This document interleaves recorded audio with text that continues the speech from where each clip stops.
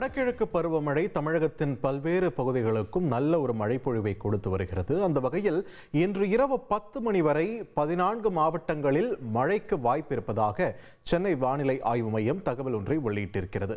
அதன்படி KTCC zone என்று சொல்லப்படக்கூடிய காஞ்சிபுரம், திருவள்ளூர், சென்னை, செங்கல்பட்டு மாவட்டங்களிலும் திருச்சி, திருவாரூர், தஞ்சாவூர், புதுக்கோட்டை, சிவகங்கை மாவட்டங்களிலும் மேற்கு தொடர்ச்சி மலையை ஒட்டியுள்ள கோவை, தேனி, தென்காசி, கன்னியாகுமரி, திருநெல்வேலி உள்ளிட்ட மாவட்டங்களிலும் இன்று இரவு 10 மணி வரை மழைக்கு வாய்ப்பு இருப்பதாக தெரிவிக்கப்பட்டிருக்கிறது. இது தொடர்பான முக்கிய செய்தியை நாம் பார்த்து வருகிறோம்.